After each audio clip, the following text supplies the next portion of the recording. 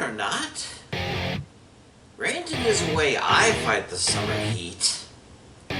I'm Chris Wolvie, the wrestling vlog who always tells it like it is.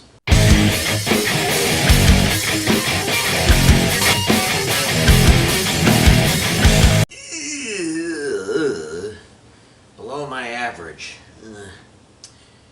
Though I am glad Rollins came back and ripped the title out of Brooks's unworthy paws. Now, if only someone would do that to Naomi. Anyway, 2 weeks later, and there's quite a bit to talk about, though not enough for one topic. So my usual post-major PLE rant is what you get. Here we go! Well, I guess I was wrong. The John Cena heel experiment lasted all of 6 months. People are loving him again, and the last 10 appearances he makes will be to uproarious applause, for most of the WWE universe anyway. But the question is, will it end with Brock Lesnar beating him to a pulp just like what happened with Kurt Angle, and Goldberg for that matter? Personally, I wouldn't mind. After all, Lesnar has over 22 years of beef with Cena to settle. Maybe the last match will be F5 versus FU again? Now that the brains and the bronze have reunited, it almost looks like yet another brother v brother war games is being built up. Jey Uso will definitely be on Roman Reigns' side, but will Brooks? And who will be number 4 for either side? I mean, unless Dean Ambrose suddenly leaves AEW, I don't see who else will follow the TC1's lead, or Mr. Frickin's lead for that matter. Oh well, the San Diego battle is several months away, still plenty of time to build and hopefully not wreck. Once again, the NXT tag division is stagnating. I mean, plenty of teams, but not enough action between them. I was expecting someone to have dethroned Hank and Tank by now. In particular, I expected the Dark State to finally show some dominance in the ring rather than the hit-and-run tactics they've been doing. Come on, Ava! You have some good teams there. Much better than, say, the Vaudevillains were long ago. At least these guys you have now have a good chance of success in the main rosters. Utilize them or chuck the tag belts in the wood chipper.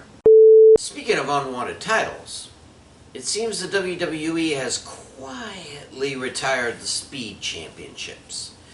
Though Sol Ruca finally showed the title to a non-ex audience a month or so ago, there hasn't been an episode on the artist formerly known as Twitter for quite some time.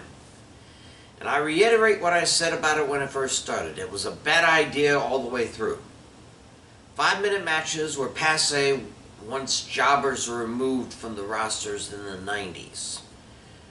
Put those belts next to the light heavyweight, 24/7, and NXT women's tag belts for ideas that stuck around far too long. And despite all that, the NXT Heritage Cup is apparently still a thing. Despite Tony D'Angelo tossing it into whatever passes for a river near Orlando, Stax was still shown to be the champion last week on NXT. Will they replace that bulky cup with a new belt called the Heritage Championship? Or the English Rounds Rules Championship? Will they fish the cup out of the water? Or was the byline under Stax's name just a mistake and they intend to retire that as well? Not that it's a bad title, sure makes for interesting matches, before Alexis King ruined it. I am so glad AAA took back their tag titles from Las Garza and kept the other titles away from other WWE superstars. We just need for JC Jane and Trick Williams to finally give those titles back to TNA and we'll be alright with the wrestling world. After all, TNA was the first major threat to the WWE after the WCW-ECW sale. It has a legacy to continue. And AAA's legacy is even bigger and longer than TNA's. They deserve to keep their titles among their own rosters. Oh sure, even B-list WWE superstars help bump up the viewing audience, but for Cody Guerrero's sake, push them up, not over! Huh, I feel cooler already. Next 2 weeks, more PLA picks. I'm Chris Wolvie, the Wrestling Blog, who always tells it like it is. Pray for peace, and I'll see ya.